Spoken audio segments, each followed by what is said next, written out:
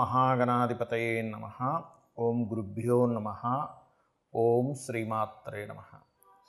పరమేశ్వర స్వరూపమైనటువంటి జ్యోతిష, వాస్తు మరియు ఇతర అనేకమైనటువంటి శాస్త్రములను మనకు అందించినటువంటి మహర్షులకి నమస్కారం. హయగ్రీవ హయగ్రీవ హయగ్రీవేతి యో వదేత్ తస్య నిస్సరతే వాణి జహ్నుకన్యా ప్రవాహవత్.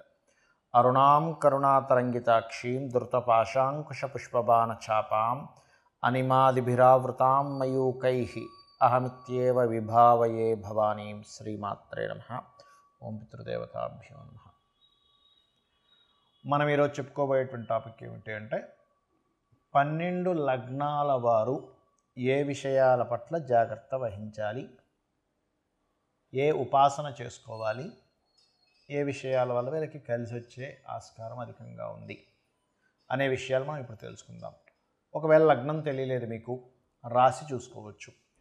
అంటే మేషరాశి, మాది మేషరాశిలో అశ్విని, భరణి, కృత్తిక, ఒకటో పాదం కూడా ఇదే వర్తిస్తుంది అంటే ఇదే వర్తిస్తుంది. అయితే ఫస్ట్ ప్రిఫరెన్స్ లగ్నానికి ఇవ్వండి, సెకండ్ ప్రిఫరెన్స్ రాశికి ఇవ్వండి లగ్నం తెలియని పక్షంలో. బికాజ్ ఆఫ్ మనిషి యొక్క మనస్సు కాబట్టి సెకండ్ ప్రిఫరెన్స్ దానికి ఇవ్వచ్చు, అందులో ఎటువంటి దోషం లేదు. అయితే దీనికి సంబంధించినటువంటిది ఇది మీరు పలానా లగ్నంలో లేదా రాశిలో పుట్టినందుకు ఇవి చెప్తున్నా, బట్ మీ పర్సనల్ చార్ట్ బట్టి కొన్ని కండిషన్స్ ఉంటాయి. అది నేను మీకు వీడియో ఆఖరిలో చెప్తాను. వీడియో ఆఖరి వరకు చూసినట్లయితే మీకు పరిపూర్ణంగా తెలుస్తుంది. ఇప్పుడు ఒక్కొక్క లగ్నం గురించి మనం తెలుసుకుందాం. సింహలగ్నము, సింహరాశి.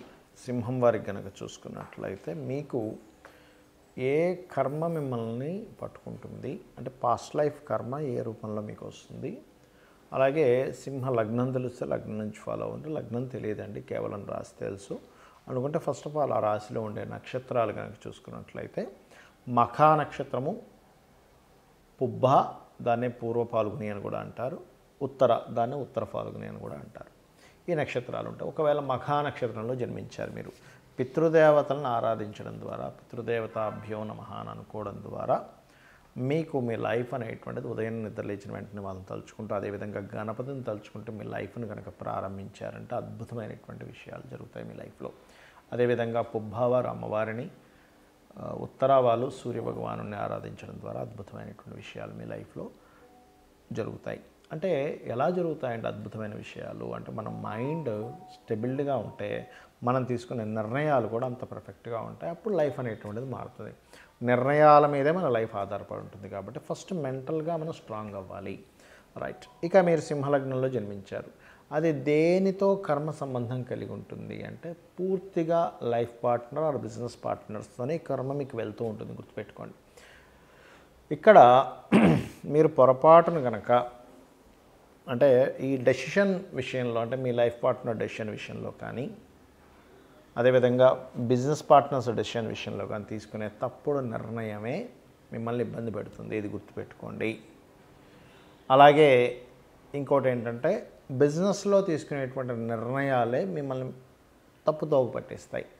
చాలామంది సింహలగ్నంలో జన్మించాము, మేము పలానా బిజినెస్ అనుకోకుండా పెట్టాము, ఇబ్బంది పడ్డాము, పలానా సంబంధం అనుకోకుండా చేసుకున్నాము, ఇబ్బంది పడ్డాము అనేదే నేను ఒక 10-15 వేల జాతకాల్లో చూశాను.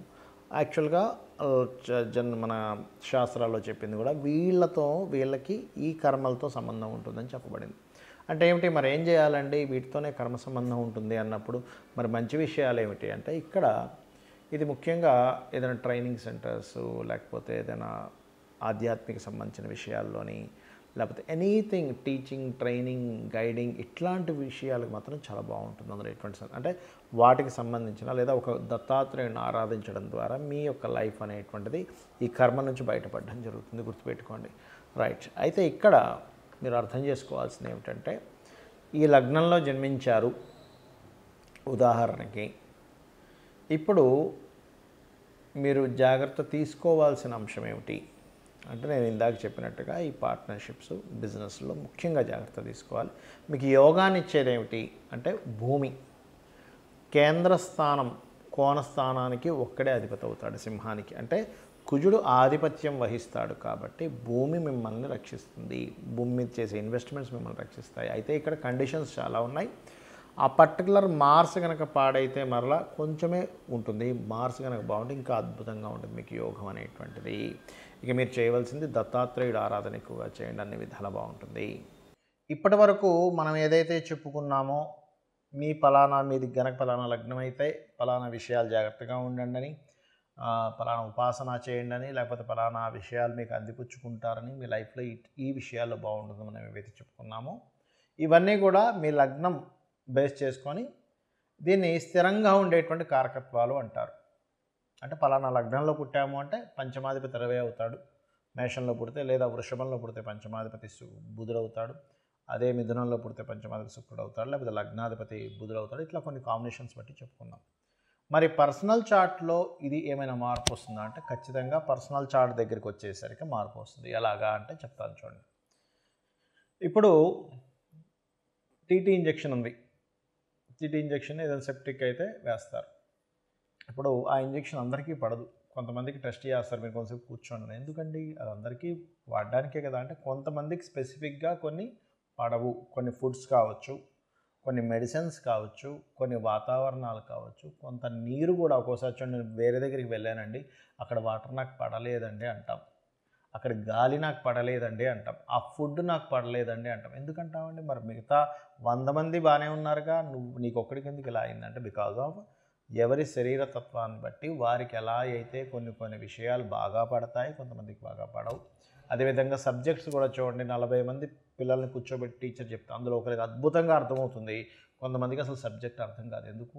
మరి అందరికీ ఒకలాగే చెప్పింది కదా టీచర్ అంటే బికాజ్ ఆఫ్ వాళ్ళకున్నటువంటి అవగాహన, వాళ్ళకున్న ఇంట్రెస్టు, ఇవన్నీ మనం బేరే చేసుకుంటాం. అంటే పర్సనల్గా ఉండే వాళ్ళ తెలివితేటలు కానీ వాళ్ళకుండే శరీరతత్వాన్ని బట్టి వాళ్ళకి తెలుస్తూ ఉంటుంది. అలాగే మీ జన్మజాతకంలో ఉండే కాంబినేషన్స్ ఇప్పుడు నేను చెప్పినవి ఏవైతే ఉన్నాయో కొంతవరకు అది మారుస్తూ ఉంటుంది. అంటే ఉదాహరణకి నేను మీకు మేషలగ్నం వారికి అప్పుల విషయంలోనే మెయిన్గా జాగ్రత్తగా ఉండాలని చెప్పాను. కానీ వారి జన్మజాతకంలో కొంచెం బుధుడు బాగున్నాడు అనుకోండి, అప్పుడు అంత ప్రమాదం రాదు. లేదా బుధుడు ఇంకా పాడైపోయాడు ఉదాహరణకి, అప్పుడు ఇంకా ఎక్కువ ప్రభావం వస్తుంది. సో ఇలాంటివి చూసుకోవాలి. అంటే ఏమిటి, నేను ఏదైనా ఆరోగ్యం గురించి చెప్పానంటే మీ జాతచక్రంలో రవిని చూసుకోండి. రవి బాగున్నాడంటే మీరేం కంగారు పడక్కర్లేదు. రవి కనుక పాడేయాడంటే ఇంకొంచెం జాగ్రత్తగా ఉండాలి. మానసిక విషయాల గురించి చెప్పాను, చంద్రుడు బాగున్నాడు, ఎక్కువ కంగారు అక్కర్లేదు. చంద్రుడు పాడయ్యాడు, అప్పుడు మీరు ఏ బియ్యం దానం ఇవ్వడమో చేయండి. అలా కాకుండా యాక్సిడెంట్స్ లేకపోతే భూ వివాదాలు ఎక్కువగా ఉంటాయి ఈ లగ్నం వారికి అని చెప్పాను అనుకోండి, అప్పుడు మీరు చేయవలసింది ఏంటంటే కుజుడు బాగున్నాడా టెన్షన్ ఏం పెట్టుకోకండి. కుజుడు పాడైతే అప్పుడు మీరు కందులు దానంగా ఇవ్వడం, సుబ్రహ్మణ్యేశ్వర స్వామి ఆరాధన చేసుకోవడం, వారాహి అమ్మవారి ఆరాధన చేసుకోవడం చేయండి. అదేవిధంగా బుధుడు పాడయ్యాడు, అప్పుడు విష్ణు సహస్రనామాలు బాగుంటే ఏం టెన్షన్ పడక్కర్లేదు. అంటే ఇప్పుడు నేను చెప్పినటువంటివి ఏవైతే ఉన్నాయో గ్రహం కనుక బాగుంది, ఆ రాసులు కనుక బాగున్నాయి, టెన్షన్ పడకండి.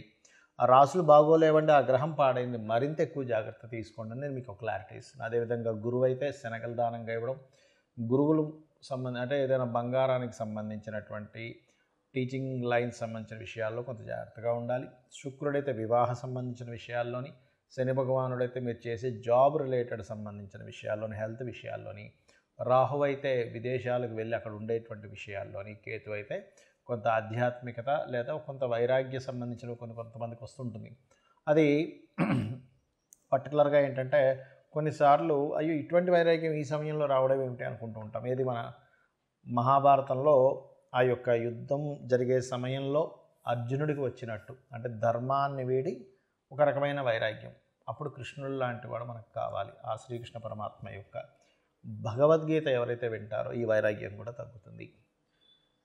సో నేను చెప్పినటువంటివి పర్సనల్ చార్ట్లోకి వచ్చినప్పుడు కొంత మార్పు వస్తుంది అనేటువంటి విషయాన్ని మీరు అర్థం చేసుకుంటూ నేను చెప్పినటువంటి పరిహారాలు మీరు చేసుకొని ఆ పితృదేవతల అనుగ్రహం కూడా పొంది లలితాంబిక అమ్మవారి యొక్క అనుగ్రహం కూడా పొందాలని మనస్ఫూర్తిగా కోరుకుంటూ మీ యొక్క జీవితాలు మరింత ఉజ్వలంగా మరింత సక్సెస్ఫుల్గా సాగాలని మనస్ఫూర్తిగా కోరుకుంటూ శ్రీమాత్రే నమః.